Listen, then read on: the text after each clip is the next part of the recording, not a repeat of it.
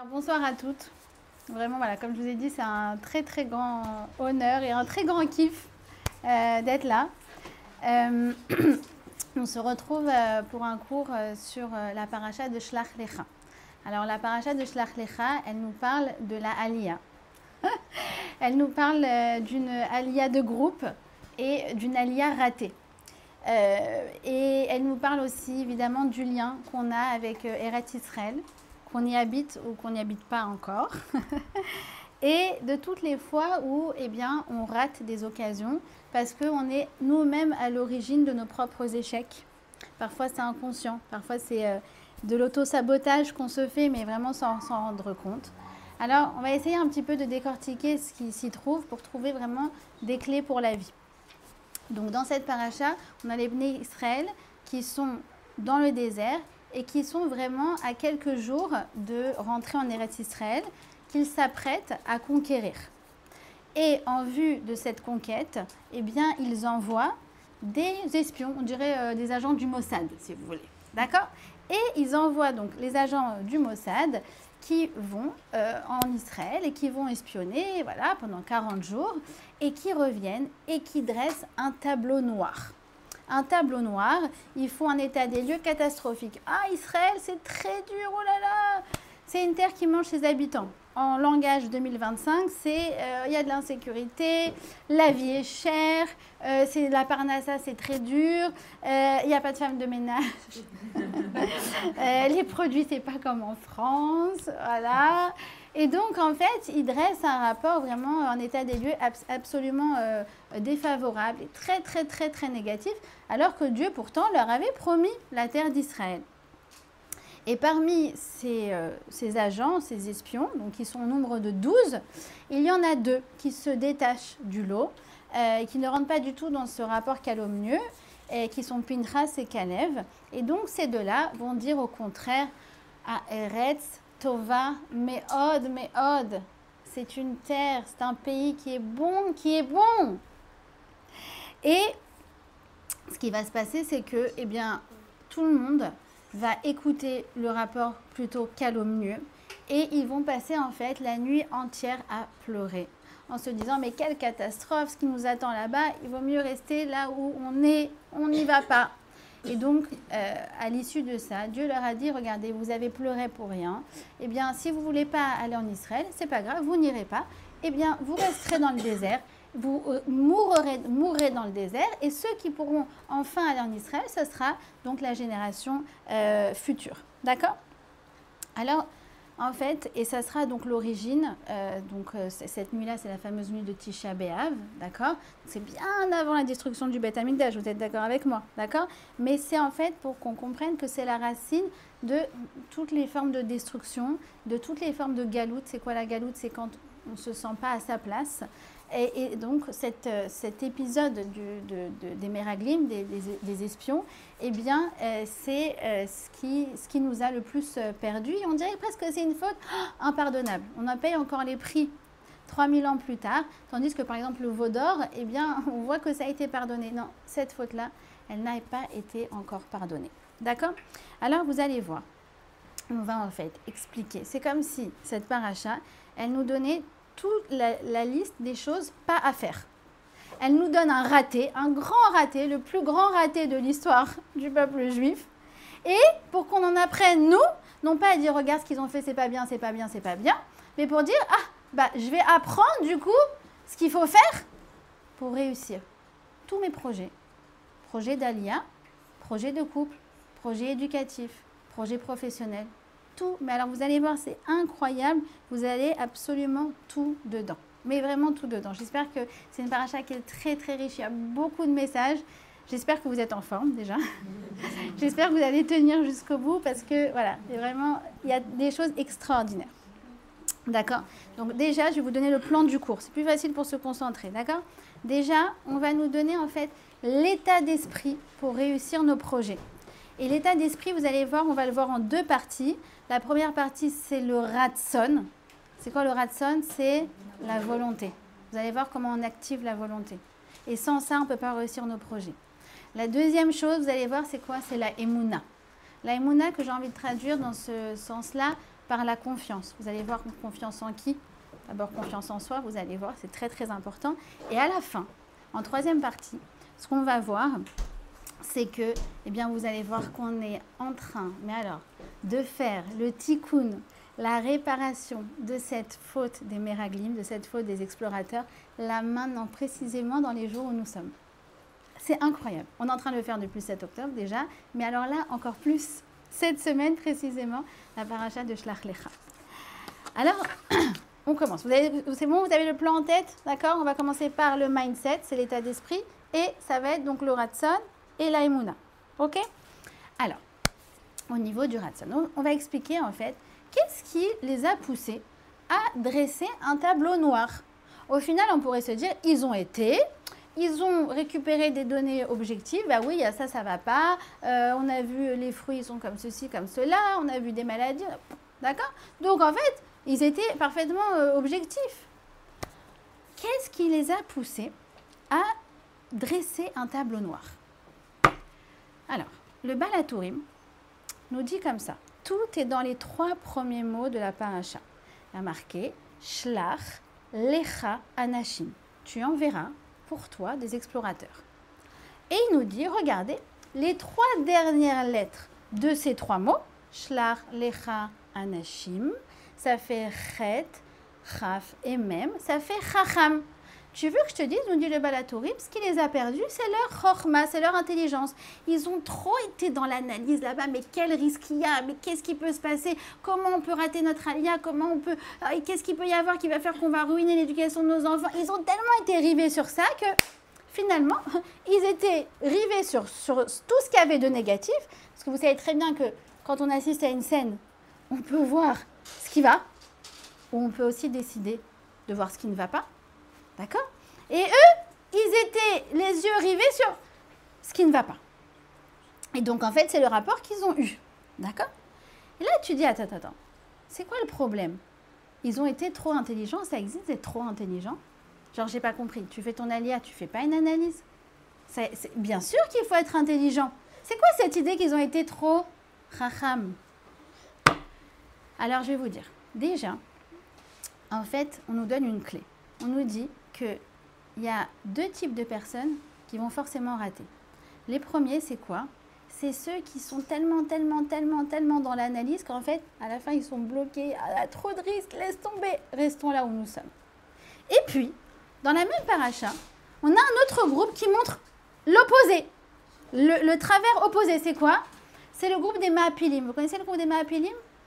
Souvent, on parle des Meraglim, les espions, on ne parle pas des Maapilim. Les Maapilim, c'est un groupe de gens qui ont dit, alors que c'était après les explorateurs, ça veut dire Dieu n'ordonnait plus d'aller en Israël, ils ont dit, allons y aller, on va y aller quand même. D'accord? Et donc, ils ont parti en Israël, tête baissée. Ben, je peux vous dire que ça s'est très mal passé pour eux. Donc, tu comprends qu'il y a 2 choses à ne pas faire. Premièrement, c'est de foncer tête baissée, sans réfléchir. Et deuxièmement, c'est quoi? C'est de réfléchir tellement qu'à la fin, tu t'es angoissé et du coup, tu te décourages et donc tu ne veux plus y aller. Alors, vous voulez la clé? C'est incroyable. Ce qu'il nous dit le Baal HaTurim, c'est absolument fabuleux. Il nous dit la clé, elle est dans les premières lettres des mots Shlach Lecha Anashim. Ça donne quoi, les premières lettres? Shelo. Shelo, ça veut dire que ça n'arrive pas. En fait, bien sûr que dans la vie, tu dois être intelligente. Bien sûr que dans la vie, tu dois être prévoyante. Mais c'est pour après faire quoi? Faire en sorte de te prémunir des risques. Alors que les gens, ils font quoi? Enfin, peut-être pas vous, d'accord, mais certaines personnes qui sont de nature angoissée, ils s'angoissent et après, ils font rien. Alors, je n'ai pas compris. Non seulement tu y vas, en plus de ça, tu n'as rien fait pour t'y préparer, et en plus de ça, tu vas angoisser. Il faut connaître les risques. Oui, ça c'est évidemment, première étape. Deuxièmement, mais pas brosser les bras croisés en disant oh, on y va, mais c'est une catastrophe. Non, pour faire en sorte de t'en prémunir. Vous comprenez? Et ça, c'est extraordinaire déjà comme conseil. Pourquoi? Parce que, comme je vous ai dit, si on s'arrête à la première étape, juste on a analysé les risques, vous savez, c'est comme les gens très défaitistes. Ah ouais, c'est la catastrophe, et l'antisémitisme, et le terrorisme en Israël, et la guerre, et machin, et LFI, et la France, je sais pas quoi, et Mélenchon, et Macron. T'as vu ce qu'elle dit Macron? Genre jamais entendu autant quelqu'un de ma vie qui m'intéresse pas en plus d'ailleurs. Genre on dirait que chaque déclaration, il faut en parler, il faut débriefer dessus. Et après, bah rien. Si vraiment il y a des choses qui te font peur, réfléchis ce que tu dois faire pour t'en prémunir. C'est comme par exemple les gens qui disent « Ah oui, tu sais, aujourd'hui, 50% des couples divorcent, et puis même les gens qui sont religieux, ceci, cela. » Bah, ok, d'accord, c'est bien que tu aies conscience des choses. Mais alors du coup, qu'est-ce que tu fais toi pour prémunir ton couple de ce genre de risque? Est-ce que du coup, tu ne dois pas redoubler d'efforts pour favoriser la complicité, la tendresse, l'intimité et tout ce qu'on doit faire? Il nous dit, le Rav Jacobson, un truc incroyable. Incroyable. Il nous dit que, écoutez bien, ce que la vie attend de moi, c'est en réalité ce que Hachem attend de moi. Si nous sommes dans une génération où le couple est mis à l'épreuve, c'est que notre avoda, notre travail, c'est de redoubler d'efforts pour construire nos couples. Si nous a mis dans une génération où l'éducation des enfants, et voilà, alors tu as toujours les défaitistes. Ouais, tu sais, c'est pas les mêmes générations qu'avant, tu sais, ils sont tous route-spa aujourd'hui, tu sais, alors l'adolescence, je te raconte pas. Attends, ok, l'adolescence, ok, mais si vraiment c'est quelque chose d'angoissant, est-ce qu'il n'y a pas des choses dans l'enfance qu'on peut faire pour prévoir, pour faire que l'adolescence, elle se passe bien? Il y a, je vous assure qu'il y a. Et tout est comme ça. La Aliyah, évidemment que celle qui envisage une Aliyah, il faut absolument faire un tour sur place, un vrai voyage d'analyse avec vos feuilles, vos stylos, vos ordinateurs ou ce que vous voulez. Il faut aller voir les villes, il faut parler aux gens, il faut visiter les écoles, il faut essayer de comprendre. Le système israélien est très différent du système français. Moi, à l'époque, quand je devais expliquer le système israélien, ça me prenait à peu près 1 heure au téléphone. Et à la fin, je disais, mais moi, je connais que ma ville, je connais que Tel Aviv. Donc après, il faut appeler d'autres pour voir comment ça se passe là-bas ailleurs. Maintenant, c'est pour s'angoisser, c'est pour dire, ah là là, on va se lamenter. Non, c'est pour que tu puisses, toi, faire en sorte de réussir. En fait, on a zappé la deuxième partie du process. Vous avez compris? On s'est juste angoissé. Ah. Non. Si Hachem, il te dit, regarde, il y a des risques. Tu sais, l'éducation, c'est pas facile. C'est parce que c'est là que se trouve ta avoda, c'est là que se trouve ton travail. Vous comprenez? C'est pour ça que dans la Mishnah, on dit Al tikra banaïr et la bonaïr. Tes enfants, ne les appelle pas tes enfants, appelle-les tes constructeurs. Parce que quand, vous savez très bien, on les élève, on s'élève avec eux. Voilà, s'élever avec ses enfants, pour celles qui n'ont pas encore le livre. Vous comprenez? C'est-à-dire ce que la réalité, elle m'impose comme besoin, c'est en vérité des besoins que j'ai à titre individuel pour me construire. Et si on est tous confrontés à une même réalité au point de vue collectif, c'est que c'est la avoda, le tikkun de notre génération. Vous comprenez ou pas? C'est très très profond. Donc ça, c'est la première chose. Être conscient pour savoir ce qu'on a à faire. D'accord? Passer du chacham, shlach lecha, chacham, ok, c'est bon, j'ai analysé, à shelo.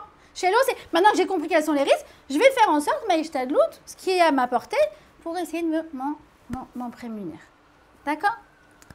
Ensuite, nos sages nous disent, tu sais, il y a aussi quelque chose qu'ils avaient, ces explorateurs. Pourquoi ils ont dressé tellement un rapport qu'à l'au mieux? C'est parce que dans le fond, ils n'étaient pas très motivés à aller en Israël. Pourquoi?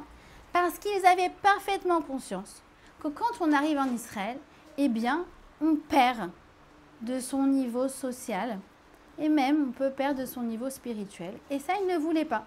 Donc inconsciemment, ils ont préféré dissuader tout le monde pour dire « Ah, il vaut mieux rester ici ». Eh bien, je vais vous dire une chose. Le fait que quand on arrive en Israël, on perd en niveau, c'est vrai. C'est vrai, mais c'est temporaire. D'abord, premièrement, je ne connais pas la langue. Alors peut-être qu'il y en a qui connaissent. Moi, je suis arrivée en Israël, je ne connaissais pas un mot d'hébreu. Je n'ai pas été à l'école juive, je n'ai pas été au séminaire. Je ne connaissais pas un mot d'hébreu. Et je me rappelle, j'allais dans des conférences, des séminaires, des machins, des cours de Torah aussi, en hébreu, je ne comprenais rien. Je me disais, c'est pas grave, Mané Chamal doit comprendre déjà, c'est pas grave. Et je me dis, c'est comme ça, c'est que comme ça. Maintenant, quand je me suis mise à parler, c'était du grand n'importe quoi, une grande choucroute. Mais c'est pas grave. Les Israéliens, d'ailleurs, sont extrêmement bienveillants vis-à-vis des gens qui font des efforts pour acquérir la langue. C'est incroyable. Et on perd aussi au niveau de la... Excusez-moi, je vous dis, mais au moins, ouais, c'est pas pour s'angoisser, c'est pour savoir ce qui va arriver. On perd aussi au niveau de la carrière. Forcément, on dit que c'est comme si on retournait 3 ans en arrière. Alors moi, à l'époque, je travaillais dans le management dans la banque. D'accord? Rien à voir, je travaillais dans la finance. Quand je suis arrivée, j'ai vu que mon métier n'existait pas du tout. Voilà, après, j'ai été recrutée pour travailler dans le management associatif. Et d'ailleurs, j'ai été recrutée sans parler l'hébreu et enceinte à 8 mois. D'accord? Donc ça, c'est aussi la magie d'Israël. Ça, tout ça, on passe. Tu parles pas hébreu, tu vas accoucher dans un mois, c'est pas grave. On te prend pour le poste. Ah bah, ok. C'est en même temps, il y a toute cette bienveillance. Socialement, tu arrives, excusez-moi, tu n'as plus tes amis d'avant. Tu n'as plus ta famille, tu n'as plus maman, tu peux appeler maman, tu peux me chercher le petit à 4 ans. Ça n'existe plus. Socialement, nous, on est arrivés il y a 16 ans. On ne connaissait personne. Quand je vous dis, on connaissait 6 personnes. Voilà. 6. Un couple à Bétar, un couple à Jérusalem, un couple à Tel Aviv. C'est tout. J'étais tellement déprimée parce que j'avais l'habitude d'avoir des grandes tables avant que du coup, on arrêtait des gens au supermarché. On disait, vous voulez venir manger chez nous demain?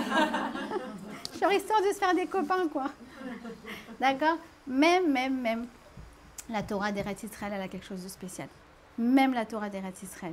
On dit que Rav Zera, quand il est arrivé, il a fait son aliyah, je crois de Babylonie. Il est arrivé en Israël. Il a dit que la Torah de Chutz La'aretz, la Torah de l'étranger, la Torah d'Israël, c'est pas la même chose, au point qu'il a prié pour oublier la Torah de Chutz La'aretz. Et que le Rav Dessler, et ça c'est beaucoup plus récent, que quand il a fait son aliyah, la première nuit où il a dormi en Eretz Israël, c'était à Bnei Brak, il a eu des rêves qui lui ont en fait répondu à toutes les sougiotes, comment on dit sougiotes, les questions qu'il avait depuis des années. Et il s'est réveillé le matin, il a dit Eretz Tova Meod Meod. Cette terre, elle est vraiment bonne. Même la Torah d'Eretz Israël. D'accord? Et ça, c'est pas pour encore une fois partir défaitiste, c'est ce qu'on appelle Yerida Letzorech Aliyah. Vous connaissez ce principe? Parfois, il faut descendre pour remonter. Vous savez, c'est comme vous allez dans la piscine, hop, tu donnes le coup là en bas, hop, et c'est ça qui te permet de remonter. Yerida Letzorech Aliyah. Parfois, ces petites années un peu difficiles, j'ai pas mes repères, j'ai pas mes amis, j'ai pas la langue, j'ai pas ceci, j'ai pas cela. C'est ça, précisément ça. Lorsque tu développes toute cette combativité, en fait, c'est là que ta aliyah elle est en train de se faire, elle est en train de se réussir. D'accord? Ensuite, la raison, encore une fois, tout ça, c'est des raisons plus inconscientes et on va dire officieuses, d'accord, qu'ils ont eu de dissuader tout le monde d'aller en Israël. Eh bien, c'est le fait qu'ils redoutaient de sortir de ce cocon extraordinaire qui s'appelait le désert. Parce que je vous rappelle qu'ils étaient quand même avec Moshe Rabbeinu. Et Moshe leur a enseigné la Torah du matin jusqu'au soir. Ils n'avaient pas besoin de faire de lessive. Il y avait les nuées. Ils n'avaient pas besoin de faire à manger. Il y avait la manne, voilà. Et donc, en fait, inconsciemment, ils se sont dit, on va arriver là-bas, on va cultiver la terre, ça ne sera plus du tout pareil. D'accord? Alors, nous disent nos sages, les maîtres du Moussar, nous disent que c'est en fait toutes ces craintes qui ont conditionné leur vision des choses quand ils sont arrivés là-bas. C'est ça qui a fait que quand ils ont fait l'état des lieux, ils n'ont pas dressé un état des lieux objectif, en mode, regarde, il y a des plus, il y a des moins, ça, où il y a des risques, il faut s'en prémunir, mais sinon tout est bien, etc. Ce qui a conditionné leur état des lieux, eh bien, c'est toutes leurs appréhensions, en fait. Et ça aussi, c'est quelque chose de hyper important. C'est la mentalité qu'on a quand on fait un projet. Tu veux y arriver ou pas? Tu veux ou tu veux pas? Parce que je t'explique, dans le fond, si tu veux pas, même quand tu vas y aller, tu vas faire l'analyse de marché et tout, alors comme tu as en fait la frousse de te lancer dans l'entrepreneuriat, tu vas dire, Non, non, non, ça, en fait, ça va pas donner. Et tu vas trouver exactement les experts ils vont dire, non, écoutez, monsieur, vaut mieux pas se lancer dans l'entrepreneuriat, restez salarié, restez... Bah voilà, je le savais, tu vois, chérie, non, non, vaut mieux que je reste là où je suis. C'est pour ça que, écoutez bien, Rashi, quand Dieu lui dit, Shlach lecha anashim, écoutez bien ce Rashi exceptionnel. Il rajoute quoi, Rashi? Il dit, Im tirtse, si tu veux. C'est quoi ce si tu veux? Analyse si tu veux vraiment. Tu veux vraiment faire ton alia? Alors oui, là dans ces cas-là, va à l'agence juive, fais ton étude de marché, regarde, fais ton voyage, fais tout ça. Si tu veux pas, tu vas y aller en mode rasra et tu vas en fait te dissuader, tu voudras pas y aller. Et même si finalement tu le fais, sur place, tu vas trouver toutes les raisons de rentrer chez toi. C'est pour ça qu'il faut toujours se poser la question, est-ce que je veux partir en Israël ou est-ce que je veux quitter la France? Ça n'a rien à voir. Ça n'a rien à voir. Dans un cas, c'est une fuite. Dans un cas, c'est aller en avant. Quelles sont les motivations derrière? Im tirtse. Parce que je vais vous dire, le khatan, le marié qui a peur de se marier, eh bien, s'il a peur de se marier, il trouvera toujours ce qui ne va pas chez sa kala. Les gens qui sont en Israël, les gens connaissent malheureusement, qui sont venus parce que le mari voulait, parce qu'elle était un peu forcée. Et sur place, ils vont toujours te trouver tout ce qui ne va pas. Et la première occasion qu'ils auront de rentrer, ils rentreront. Et je les comprends parce que vraiment, ils sont malheureux là-bas. Pourquoi? Parce que le ratson, il manque. Im tirtse. La question, c'est pas est-ce que j'y vais ou est-ce que j'y vais pas. La question, c'est est-ce que je veux ou est-ce que je veux pas. Et si tu veux, vas-y, fonce. La brioute, Hachem, il va tout ouvrir les portes. Ratson, la volonté, c'est les mêmes lettres que la route. La route, c'est foncer. Tu veux? Si tu veux, vas-y, fonce. Si tu veux, tu peux y aller, vas-y, fonce. Mais si tu veux pas, sur place, tu vas pas t'investir. Au premier obstacle, tu vas laisser tomber. Alors que si tu es motivé, alors dans ces cas-là, tu es en mode combativité parce que tu veux vraiment que ce projet réussisse. Mais si tu es en mode combativité, tu vas réussir. Vous comprenez? Vous savez, une fois, mon mari, il adore organiser des enterrements de vie de garçon. Alors, vous allez voir c'est quoi les enterrements de garçon, mon mari, d'accord? Alors, c'est pas du tout Pump It Up, pas du tout. Il fait la tournée des rabbanim avec celui qui se marie et les gens du Beth Midrash, de la Sina, bon voilà. Et un jour, il y avait un jeune qui se mariait, et donc ils ont été voir un rav, le Rav Gantz, un des rabbanim de Tel Aviv, et le khatan, mignon comme tout, lui dit « Rav, vous pouvez me donner une bracha ?» Et le Rav, il lui dit « Non. » Alors il lui dit « Pourquoi vous ne me donnez pas une bracha ?» Il dit « Parce que tu veux réussir ton mariage ?» Alors l'autre, il est comme ça, il fait oui, en fait, oui. « Tu veux réussir ton mariage ?» Et là, il fait « Oui, je veux, je ferai tout pour que ça réussisse. Je l'aime. Je veux construire avec elle. » Alors c'est bon, maintenant je peux te donner une bracha. La bracha ne marchait que si elle ratson. Sinon, tu peux avoir toutes les babas, toutes les ségoulottes, tout ce que tu veux, ça ne marchera pas. Pourquoi? Parce qu'on connaît. Premier truc qui ne va pas comme tu veux, ça, non, viens, on retourne, c'était mieux. Non, peut-être que. Im tirtse. Vérifie d'abord ton ratson. Si ton ratson, il est éteint, tu vas trouver des explorateurs qui vont t'expliquer exactement pourquoi il ne faut pas y aller. Si ton ratson, il est allumé, alors oui, tu vas trouver des explorateurs, cette fois-ci, qui vont te montrer comment le faire. Vous avez compris? C'est ça la grandeur. Une dernière chose, et vous comprendrez, maintenant on aura fini le ratson, mais quelque chose là qui est lié précisément à Eretz Israël. C'est écrit comme ça, que cette terre, itova meod meod, elle est bonne. C'est comme ça que ça se traduit. Le Rav Kook vient et dit, tu sais, il y a un autre endroit où il y a écrit aussi meod meod. D'accord? C'est meod meod et veshafel ruach. Ça veut dire sois très très humble. Le Rav Kook, il vient, il te dit, regarde, je t'explique. Tu veux mériter une aliyah réussie? Il faut être très très humble. Ça veut dire quoi être très très humble? Je vais vous dire. Pas en mode, qu'est-ce qu'on a le droit à quoi? Quelles sont les allocations? Quelles sont les aides, trucs? Je vous explique, il n'y a rien. Le chômage, c'est pipé. Les congés mat, oubliés, ça ne dure pas longtemps du tout. Voilà. Ce qu'il y a ici en France, il n'y a pas là-bas. Il y a aussi. Il y a aussi. Bon, en tout cas, quand tu arrives là-bas, ne te demande pas quels sont tes droits. Demande-toi qu'est-ce que tu peux faire, quels sont tes devoirs. Ne te demande pas ce que Eretz Israël a à t'apporter. Demande-toi ce que toi, tu as apporté à Eretz Israël.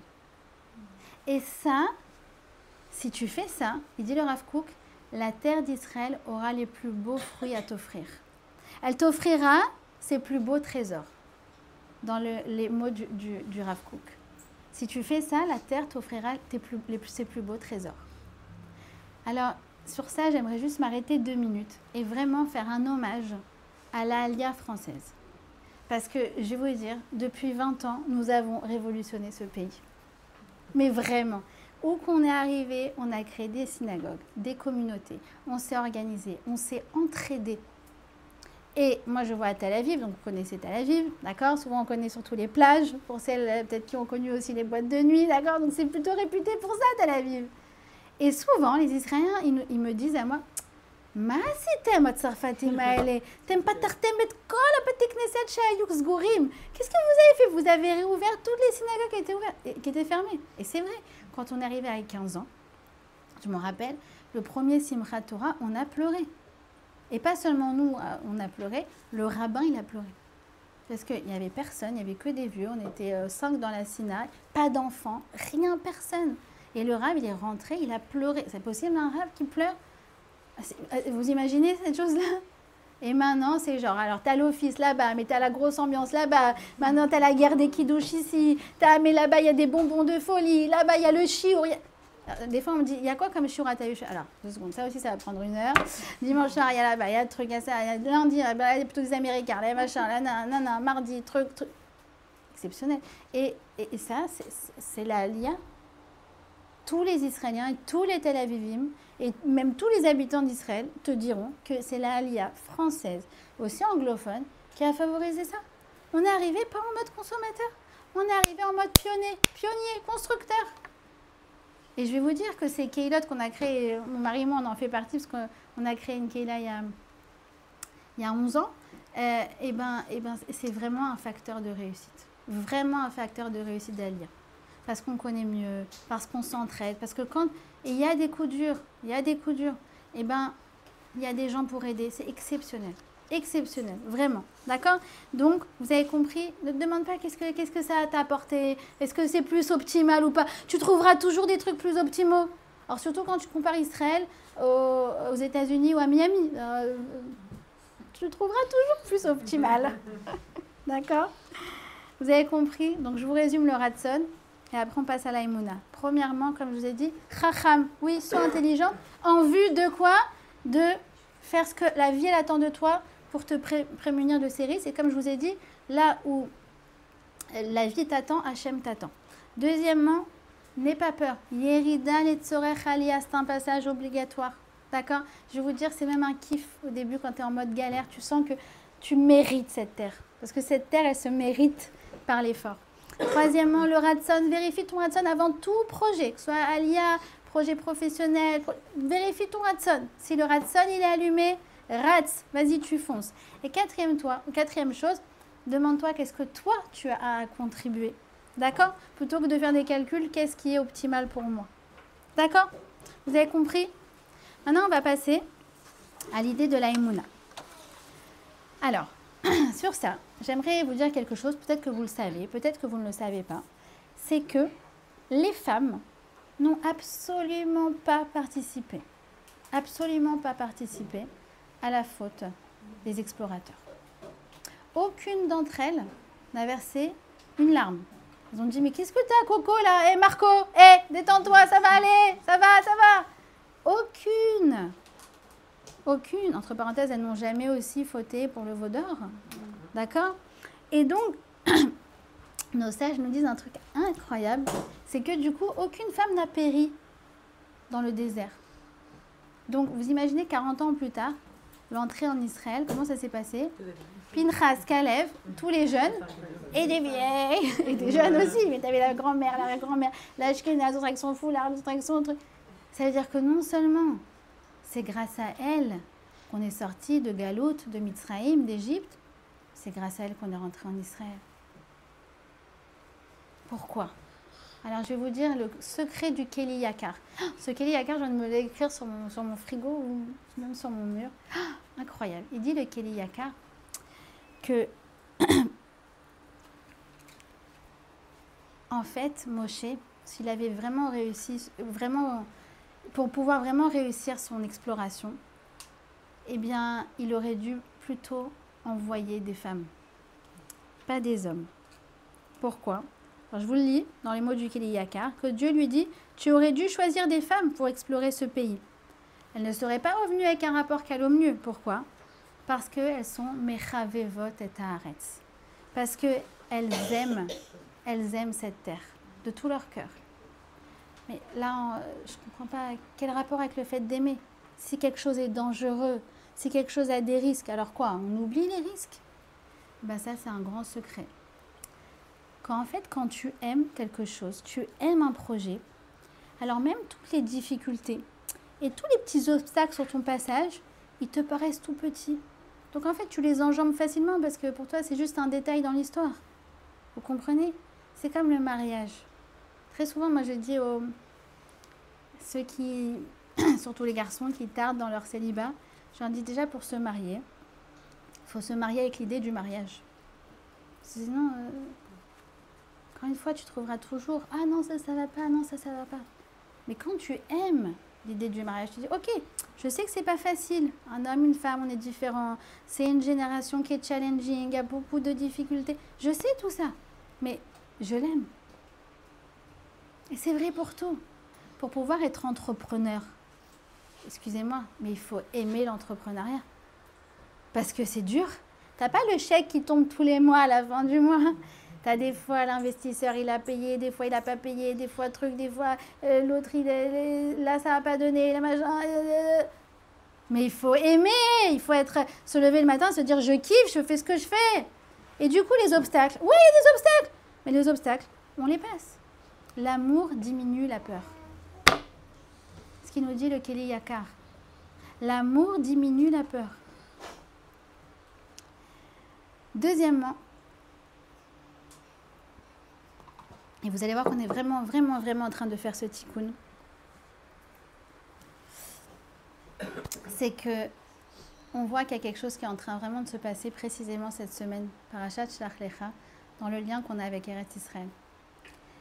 C'est que on a des Israéliens comme moi qui sommes bloqués. Apparemment, on est plus de 100 000. D'accord? Oui, bien sûr. On est plus de 100 000 à être bloqués à l'étranger. Pas tous en France, hein, pas tous à Paris, pas tous à Maison Alfort, ne vous inquiétez pas. Ouais. Et qu'est-ce qu'on fait? On est en train de remuer ciel et terre pour rentrer où? Dans un pays en guerre.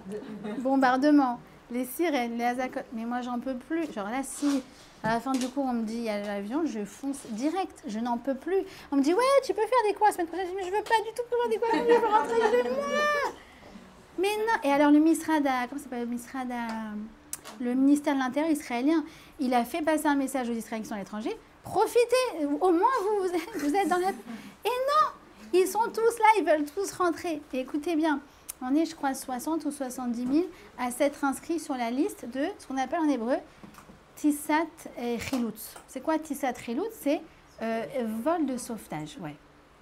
Alors, excusez-moi, mais normalement, un sauvetage, c'est d'un pays en guerre à un pays en paix. Non, c'est le sauvetage. Je veux aller là-bas, je ne peux plus d'être ici. Mais ici, attends, t'as le kiff, t'as Monoprix, t'as Sephora, t'as les Champs-Élysées. Moi, les gens, ils me disent, mais profite, va à la Tour Eiffel. Je dis, mais quelle Tour Eiffel? Je veux rentrer chez moi. C'est pas une réparation extraordinaire. Tu dis, eux, il y a 3500 ans, il y avait tout en Israël. Et pourtant, je dis, ah, non, on préfère pas. Non, on préfère rester dans le désert, dans la galère. Et nous, là, maintenant, précisément, et même les gens qui ont des projets d'Alia, Genre hier, il y a une fille qui me dit oh, je suis dégoûtée, je crois que mon allié elle est décalée.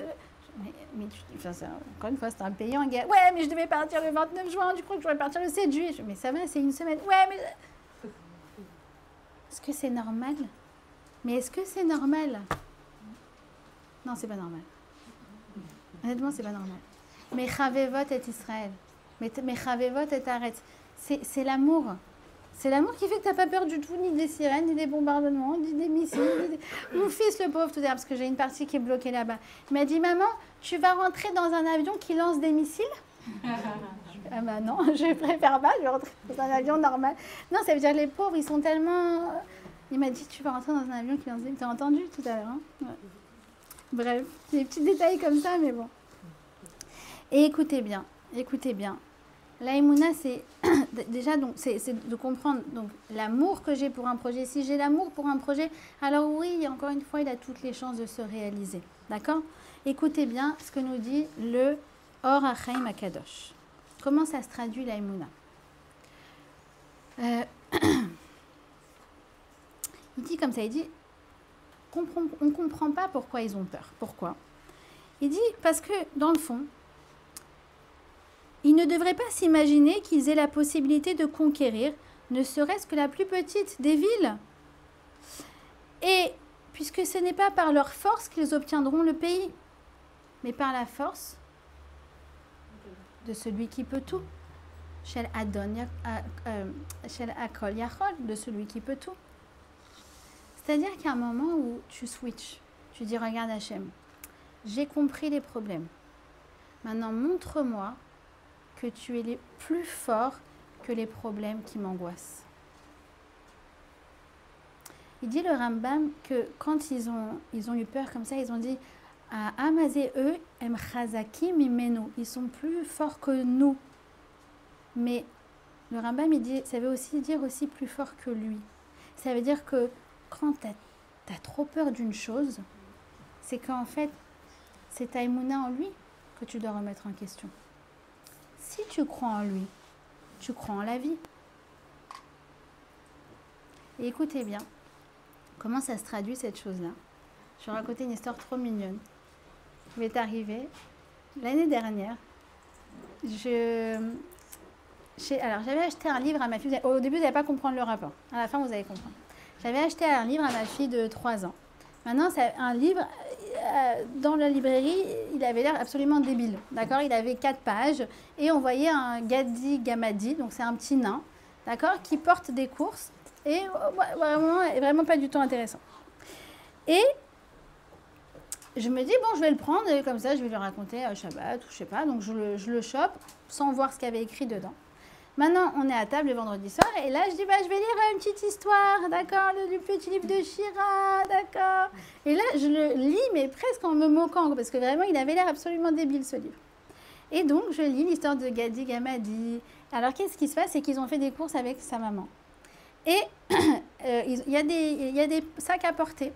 Et Gadi Gamadi, il dit quoi? Il dit, maman, je veux porter les sacs. Alors, il lui dit, mais c'est lourd. Il dit, mais je veux quand même. Alors, elle dit, si tu veux, d'accord. Il porte, et au bout de, 5 mètres, il se fatigue. Alors, elle dit, maintenant, donne-moi les courses, moi, je les porte. Alors, il dit, non, je veux les porter. Alors, elle réfléchit, la maman, elle dit, mets-les sur ton dos, et moi, je te prends sur mon dos. Et donc, elle le prend, et lui, il prend les courses. Et lui, il continue comme ça, il dit, Ani Chazak, je suis très, très fort. Je lis le livre, je me mets à chialer. Je dis, mais ça, c'est nous avec Hachem. C'est trop beau, c'est le plus beau livre que j'ai lu. Mais quel message incroyable de Emouna. Non, on est Gadi Gamadi. Qu'est-ce que tu crois? Tu crois que tu peux tout toute seule? Ah, mais vraiment, élever un enfant, se marier, éduquer ses enfants, avoir la parnassa, monter une entreprise, faire ça à l'IA. J'ai pas compris. Je crois qu'en fait, c'est tout. Non, nous, on fait juste, on a le Ratson. Je veux porter les courses. Il te dit, allez, vas-y, viens sur mon dos. Allez, vas-y. On est sur le dos d'Hachem. On est sur les ailes, vous savez, sur les ailes d'un aigle. Et on est porté. Enfin, moi, je me sens portée. Depuis 16 ans que je suis là-bas, je me sens portée tous les jours. Il n'y a pas un jour où je ne me sens pas portée. Tous les jours. Dans tout, on se sent porté. Le plus important, c'est le Ratson. Après lui, il est gentil, il est comme la maman, il te laisse l'illusion que c'est grâce à toi. Genre pour te faire un kiff optimal. Non seulement il t'allège, mais en plus de ça, il te donne l'illusion que c'est grâce à toi. Et t'es là, tu dis, ouais, je suis trop fort, je suis trop... Ça, j'ai réussi, ça, c'est bon, le client, il a signé. Mais quel client, il a signé? Si Hachem, il n'avait pas voulu, il n'aurait pas signé. Vous avez compris, vous auriez pleuré à ma place ou pas pendant le livre? T'étais enceinte? Je sais plus. C'était très drôle. Vraiment, j'ai commencé. C'est trop beau, c'est incroyable. D'accord, vous avez compris. Donc ça, en fait, c'est un facteur qui dépasse encore le ratson. C'est la Emouna. La Emouna en quoi? D'abord, la Emouna dans le projet. J'aime ce projet. Je veux ce projet. La Emouna en quoi? La Emouna en Hachem. Et la Emouna en quoi? La Emouna en soi-même. Parce que si je crois en lui, je crois qu'il peut me faire réussir. Donc je crois en moi. Vous avez compris? Si je crois en lui, mais c'est comme la maman, elle le porte. Attends, en fait, il peut me porter, mais il peut porter plein de trucs sur mon dos du coup. Je peux y aller, je peux foncer. Il y a tout qui se, vous voyez ce que je veux dire, tout qui s'effondre comme des châteaux de cartes, les fameux obstacles, les fameux risques, tout ce qu'on a parlé au début. Chacham, il y a ça, tu peux faire ça, il n'y a pas ça. À un moment, tu dis, ok, je vais faire intelligente, je vais m'en prémunir, ok, j'active mon ratson. Et à un moment, tu dis, mais en fait, finalement, c'est lui qui fait tout. Et qui me laisse en plus l'illusion de croire qu'en plus, j'y suis pour quelque chose. C'est pas exceptionnel. Parce qu'il est coulo chesed. Il est que chesed Hachem. Alors, voilà, ça, justement, c'est la troisième partie. Et c'est l'importance, donc, de la confiance en soi et du tikkun qui est en train de se réaliser. C'est que il faut comprendre que quand les Bnei Israël sont revenus, ils ont dit une phrase clé, assez incroyable. Il y a marqué comme ça que quand ils sont revenus, ils ont dit « On était à nos yeux, kechagavim, comme des sauterelles. Ainsi étions-nous à leurs yeux. » Ils parlent des habitants originels de la terre d'Israël. D'accord? Maintenant, qu'est-ce que ça veut dire? Ça veut dire que si toi, tu te considères comme une sauterelle, les gens te verront comme une sauterelle. Tout part de l'image qu'on a de soi-même. Si toi, tu es confiante, si toi, tu es confiante, tu inspires la confiance. Et ça, c'est vrai à la maison. Ça, c'est vrai sur le lieu de travail. C'est vrai aussi au niveau national. Si nous, Israël, on s'assume, on est un peuple différent. Ok, si vous voulez les copains, on fait partie de l'OCDE. Allez, d'accord. Allez, vous nous avez classés comme une démocratie, la démocratie du Moyen-Orient. Si ça vous fait plaisir, ok. Mais on a avant tout Am, qui est la vie. On est un peuple de lionceaux. Et un lionceau, il se fait respecter. On n'est plus des sauterelles. Parce que si toi, tu te considères comme une sauterelle, c'est comme ça qu'on va te voir. Si tu te considères comme un lion, c'est comme ça qu'on va te voir. Et ça, c'est la clé de tout. Alors sur ça, je vais vous dire à quel point le tikkun il est en train de se faire. C'est un ramchal que mon mari m'a rapporté ce matin. Absolument incroyable. Je vais vous le lire. Il a écrit comme ça. Ramchal. Donc le Rav Chaim Luzzatto, il a écrit il a vécu à peu près il y a 250 ans. D'accord? À la fin des temps, Israël devra mener des guerres pour parvenir à la Géoula finale. La dernière guerre, c'est celle de Gog ou Magog, où Israël se lèvera comme un lionceau, où Yakoum qu'est la vie. Je vous l'enverrai si vous voulez. Alors il explique, c'est quoi un lavi? Un lavi, c'est un lionceau. Pourquoi un lionceau? Il explique comme ça. Il dit parce que le lionceau, si quelqu'un montre ses crocs, c'est-à-dire il veut l'attaquer, il ne reste pas là les bras croisés à attendre passif. Qu'est-ce qu'il fait? Il attaque en premier avant de se faire attaquer. Si c'est pas nous, ça, parce que c'est, tu vois. Eh ouais, peut-être, ah voilà, bon, enrichissement en uranium, ah ouais, 3000 missiles balistiques, ah ouais, ceci, cela, et tous les gens, tu vois, ils sont passifs comme ça. Et à un moment, il y en a un qui est la vie. On va attaquer avant de se faire attaquer. On a trop pris la leçon dans les 3500 dernières années de se faire attaquer en premier. Am qui est la vie. Et il attaque en premier. Des fois, tu te dis, mais qu'est-ce qu'ils veulent les Iraniens chez nous, en fait? Qu'est-ce qu'ils veulent chez nous? Ils veulent quoi? Ils veulent notre terre, Ils veulent notre pétrole. Ils veulent quoi? Ils sont à 2000 km de nous. Vous voulez quoi? Ils veulent que la destruction d'Israël. Que ça. Il avait dit en l'an 2000, dans 25 ans, il n'y aura plus d'Israël. Ça fait 25 ans, ou peut-être même 40 ans qu'ils travaillent sur ce projet, les pauvres. Foutus. Ouais. J'imagine tout ce qu'ils ont engrangé comme argent, comme des ingénieurs. Au lieu de nourrir leur population, tout ce qu'ils ont eu comme argent en pétrole, non, c'est pour la destruction d'Israël. Et il dit, donc ça c'est si on veut l'attaquer.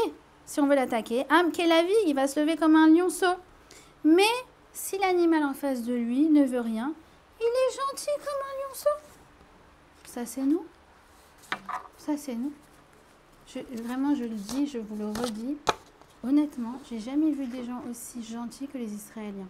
Si je vous envoie les photos de mes enfants dans le Miklat avec les voisins, c'est incroyable. Une, elle est en train de s'occuper de la bercer l'autre. L'autre est en train de lui raconter des histoires. L'autre qui est complètement chilonite, enfin, j'aime pas dire ce mot, mais qui n'est pas du tout religieux, d'accord? Chez nous, on n'a que des livres de Torah, de trucs. Alors elle, comme ça, elle fait « Alors le Kohen Gadol, dans le Beth Amikdash, il a allumé la menorah. La menorah n'avait que 7 branches, tandis qu'à Hanouka, nous en avons 9. » Elle est en train de lui faire un cours sur la paracha à la petite de 4 ans. Et il m'appelle, oh là là, tes enfants, oh là là, c'est extraordinaire. Et combien d'appels j'ai reçus, si tu as besoin d'aide, si ton mari a besoin d'aide, on est là. Je vous raconte juste une petite histoire, c'est très drôle. J'ai un de mes enfants qui me dit, bon, il a un petit problème au ventre. Il me dit, maman, j'ai un problème au ventre, il me faut un médicament, quelque chose. Je fais, attends, pas de problème, j'envoie sur le groupe de la SINA. Est-ce que vous avez ça pour ce qu'il a? Mais quoi, genre ça a fusé en tous les sens. Je t'envoie ça, je t'envoie un truc. Et alors j'ai tous les remèdes de grand-mère. Fais-lui, dis-lui qu'il se passe comme ça, dans le sens inverse des aiguilles d'une montre. Dis-lui qu'il pédale dans le vide. Dis-lui qu'il prenne de la sauge. J'ai tous les remèdes. Au cas où ça vous arrive, vous me direz, j'ai tous les remèdes de grand-mère. Je dis, mais en 10 minutes, c'était bouclé. Le médicament était dans un taxi, il est arrivé chez mon fils en 10 minutes. C'est possible. C'est possible, Am Israël. C'est possible, cette gentillesse, un lionceau. Mais par contre, tu veux l'attaquer? Ah non, ça y est, c'est fini ça. C'est fini. On a les moyens de se défendre. Mais Chasdé Hachem. On a les moyens de se défendre, on ne se laissera plus jamais faire. Et ça, c'est les prémices de la Géoula. Me dit le Ramchal il y a 250 ans. Et ça, c'est la force de savoir qui on est. En fait, prendre confiance en soi, en tant que juif, c'est savoir qui on est. On dit que un des 2 explorateurs qui n'a pas participé justement à ce rapport calomnieux, c'est Kalev. Et Kalev, ce qui lui a donné des forces, des koroth, c'est quoi? C'est que quand il est arrivé en Israël, il a été se recueillir sur le tombeau de nos patriarches, à Hebron. Et là-bas, il s'est dit, moi je vais arrêter de les écouter ceux-là. Je vais arrêter d'ouvrir les news toutes les 5 minutes, et Trump, et pas Trump. Et d'abord, on ne sait toujours pas ce qu'il veut. Hein. Celui qui essaye de comprendre, alors là, vraiment, bonne chance à lui. Et I24, et machin, et être arrivé aux infos. Alors, la vérité, maintenant, je vous comprends. En France, je le suis arrivé aux infos. Parce que comme on n'est pas sur place, on veut vraiment, vraiment, vraiment. Et puis voilà, voilà. Comme tout le monde, du coup, je suis devenue une adepte de I24. Je check le site, voilà, tous les quarts d'heure. J'avoue. Mais c'est pas là que ça se joue. Ça se joue justement dans ce souvenir qui on est. Kalev, il a arrêté d'écouter les news. Et il a arrêté surtout d'écouter les fake news. Et Kalev, il s'est recueilli sur la tombe d'Abraham et de Sarah. Et il s'est rappelé qu'il est descendant d'Abraham et de Sarah.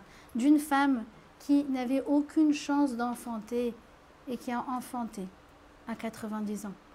Ça veut dire faire partie d'un peuple sur qui les statistiques n'ont aucune prise, qui défie les lois de la nature. Ça, si c'est pas nous.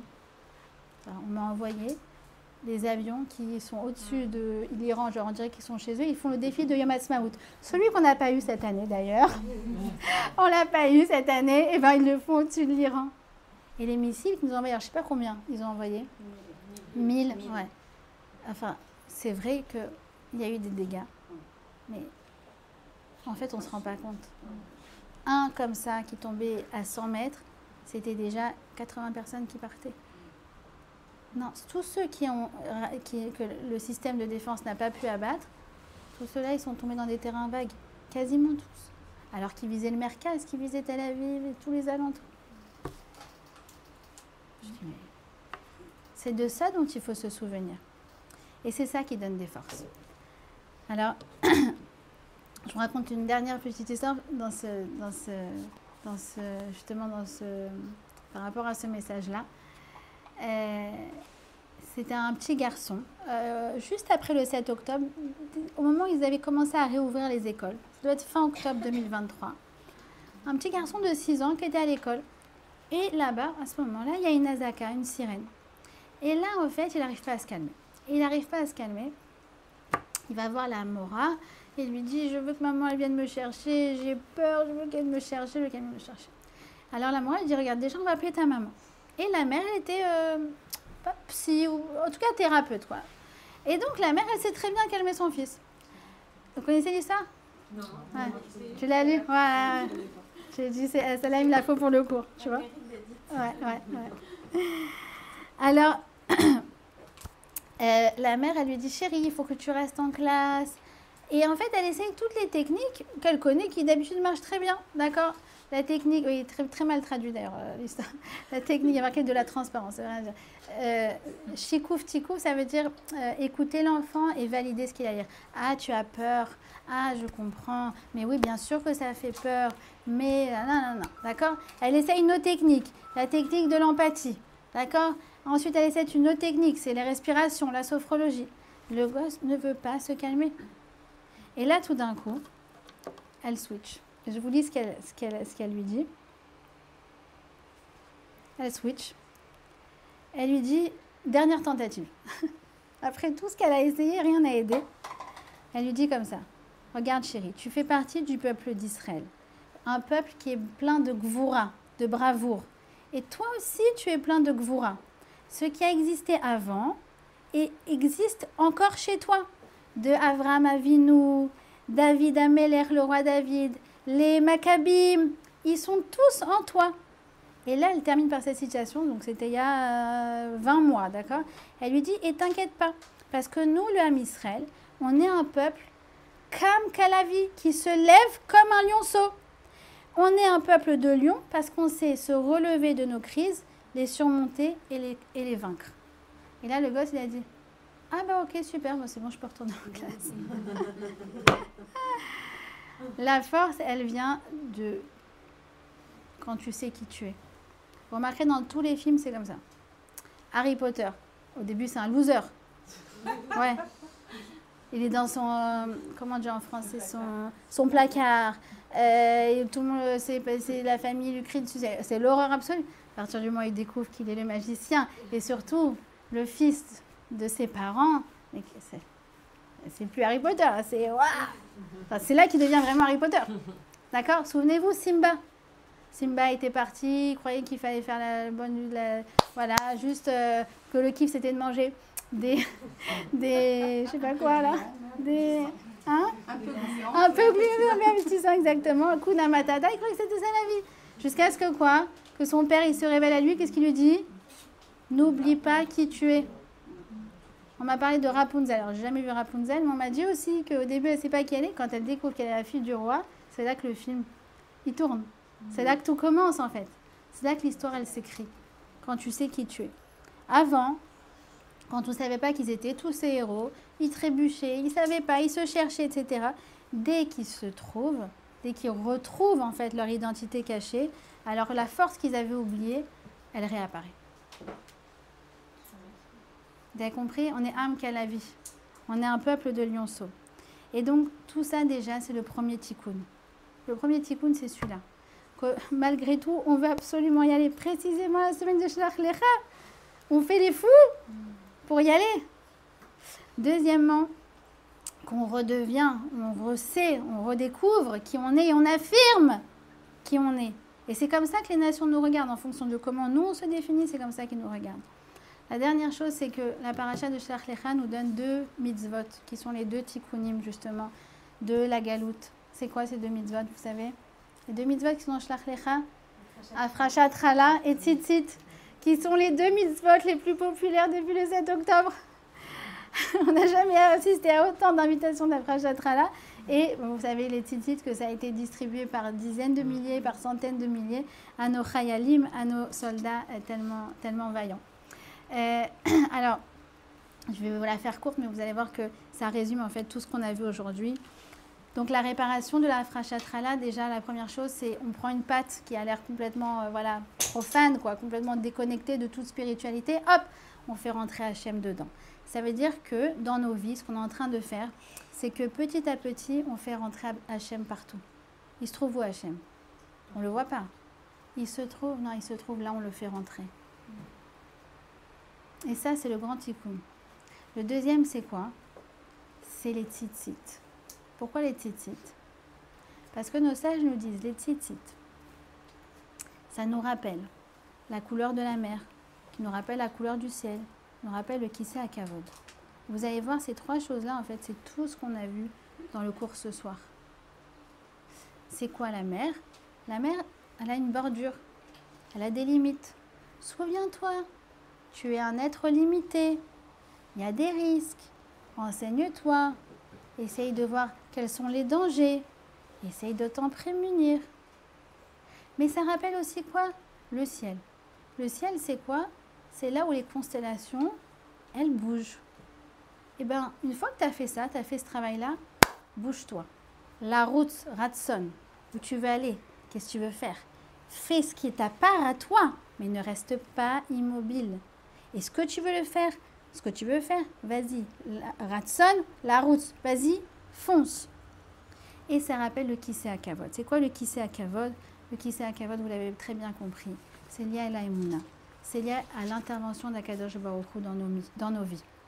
Tu as fait ce que tu avais à faire. Tu as été chachama.